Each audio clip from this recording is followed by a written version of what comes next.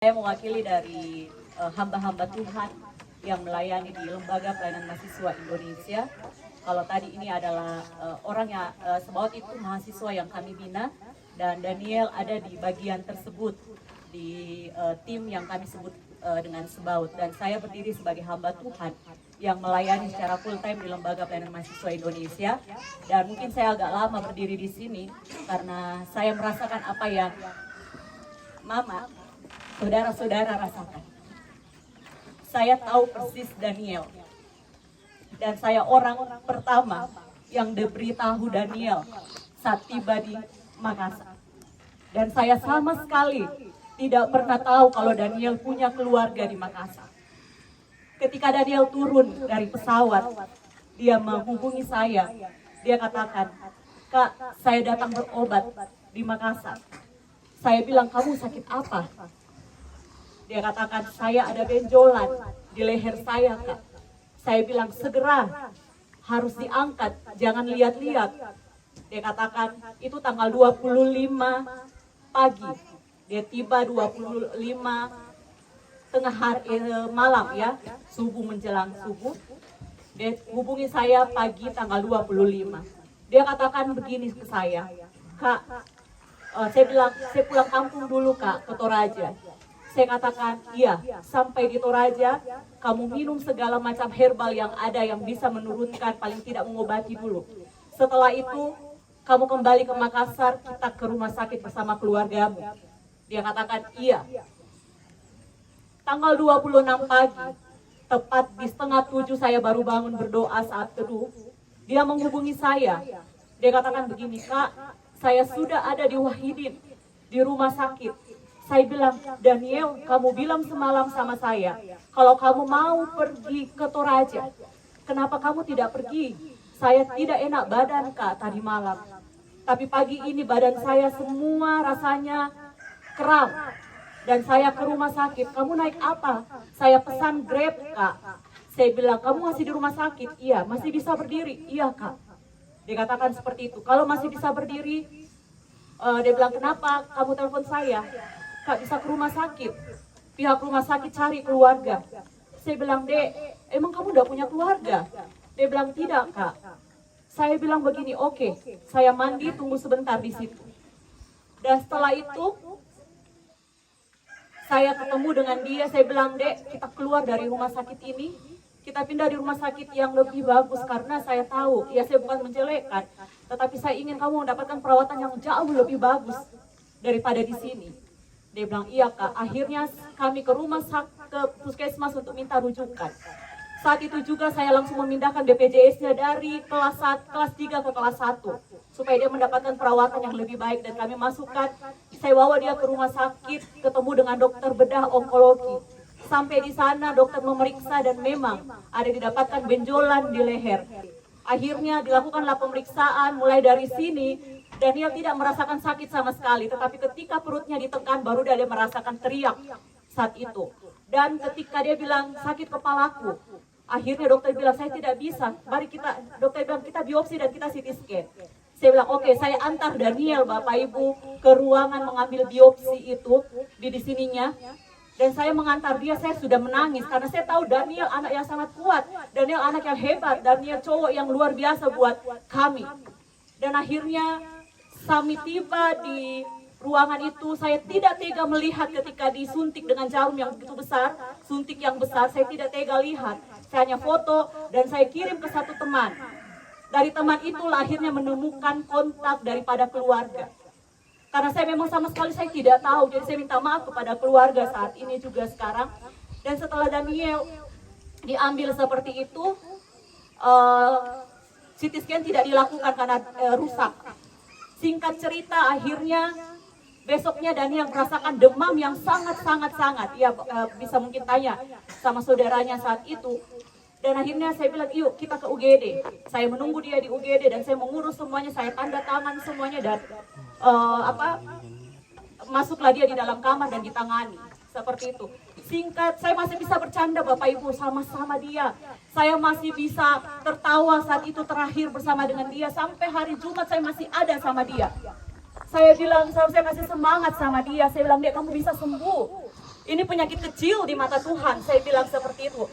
Kamu tidak perlu takut. Apa yang kamu takutkan kah? Tidak, jika. Dia sampai bilang begini, kakak, ternyata ada kakakku. Saya bilang, saya harus memberitahukan ke kakakmu karena saya nggak kenal siapa mereka, Dek. Sampai pada akhirnya datanglah Kak Gana, ya datanglah Samuel dan beberapa keluarga, dan akhirnya dia masuk ke dalam ruangan.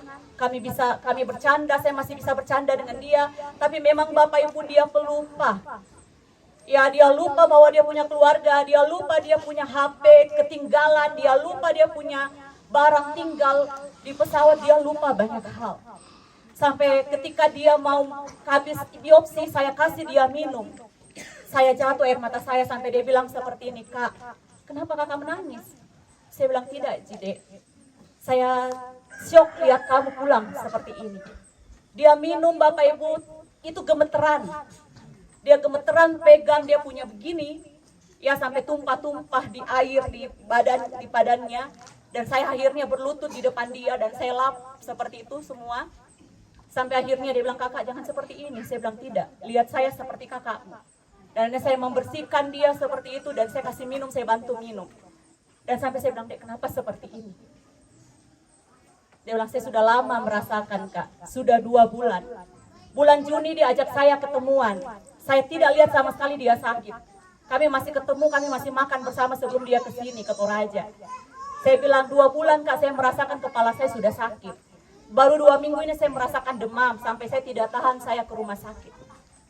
Dan akhirnya barulah di rumah sakit di Afrika, barulah saya dapat seperti itu. Dan rumah sakit di situ memerintahkan saya untuk segera pulang ke Makassar untuk berobat.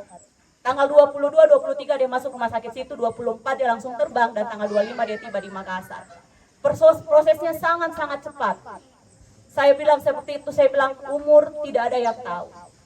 Kita yang tua, yang sakit-sakitan, tadinya kita berpikir bahwa kita akan pergi duluan, tetapi Tuhan punya kehendak yang lain dengan kita. Daniel yang muda seperti itu, namun Tuhan mengizinkan dia untuk kembali ke rumah Tuhan. Bagi kita orang yang percaya kepada Tuhan, kematian bukan suatu kemalangan tetapi suatu keuntungan. Tapi satu hal yang saya mau katakan kepada kita semuanya, kepada mama yang ada di sana, kepada saudara-saudaraku, banggalah punya saudara anak seperti Daniel. Saya yang tidak punya ikatan darah, saya sangat bangga punya adik seperti dia. Dia sama sekali tidak menyusahkan. Saya bilang, dia hubungi keluarga. Dia bilang, Kak, jangan dulu. Dia melarang saya saat itu. Tapi karena saya kirim foto dan akhirnya tersebarlah foto itu, sampai akhirnya Bapak Ibu, saudara-saudara boleh tahu. Saya bilang, ketika foto itu tersebar, saya bilang, Daniel, saya minta maaf. Saya harus melakukan ini, Dek. Kalau ada apa-apa kakak lihat tidak bisa menghandle sendiri. Dia katakan, iya Kak, tidak apa-apa. Tapi jangan sampai mama tahu. Mama sakit-sakit. Kalau dia pulang ke Makassar, satu hal yang dia minta ke saya, Kak, doakan mamaku. Dia sangat mencintai tante. Dia bilang begini, saya mau belikan rumah, Mama. Saya mau belikan, itu aja terus di kepalanya. Saya bilang, sehat nih dulu. Kamu harus kuat. Seperti itu ya, dia sangat mencintai. Karena itu, di sini juga saya mau ingin sampaikan kepada saudara-saudaraku. Ya, titip mama, itu yang Daniel sampaikan. Ya, jagai baku sayang Komi.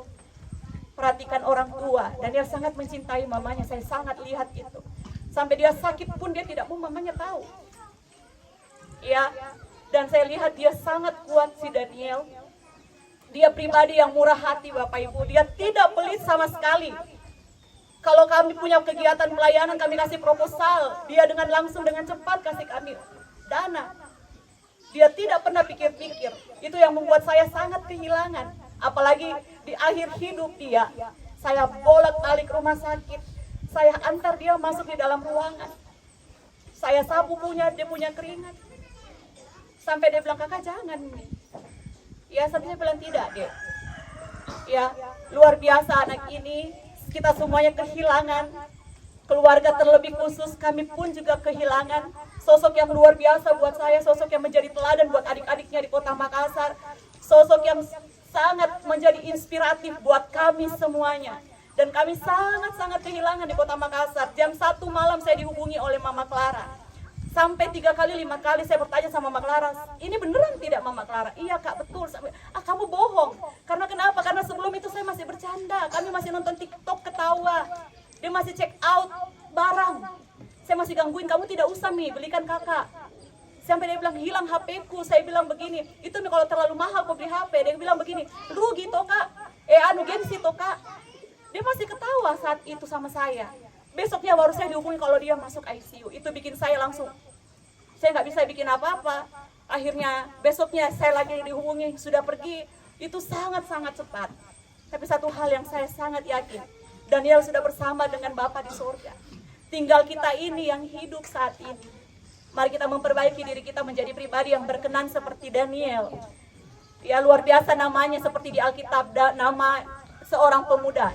Saya yakin Tante waktu kasih nama Daniel pasti berdoa sehingga Daniel menjadi pribadi yang sekarang ini. Ya itu saja yang ingin saya sampaikan. Salam dari Lembaga Pelayanan Mahasiswa Indonesia, tempat di mana Daniel bertumbuh bersama-sama kami dalam hal rohani. Kami pergi bersama penginjilan ke daerah-daerah Bapak Ibu sama Daniel, ke pedalaman-pedalaman Mamasa pelosok sana.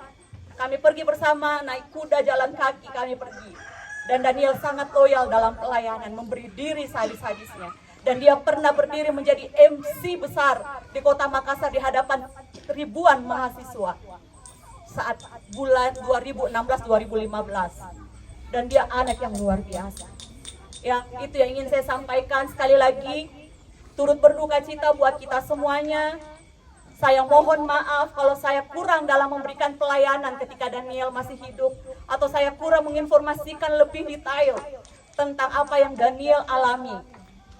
Dan salam dari keluarga saya juga, orang tua, salam dari teman Daniel di kapal, dia sempat menghubungi saya, sampaikan salam kepada keluarga. Ya, salam semuanya dari mereka, kami kehilangan Daniel. Itu saja, dan saya akan kembali. Saya datang di sini hanya ingin menepati janji saya kepada Daniel. Ketika Daniel datang kakaknya, dia bilang gini ke sama saya, kakak, jangan komi tinggalkan Kak Le. Biar mi ada kakakku, tapi jangan komi tinggalkan Kak. 2 kali Daniel bilang seperti itu ke saya. Saat di UGD dan saat Kak Gana sudah ada. Dia katakan jangan tinggalkan kakak.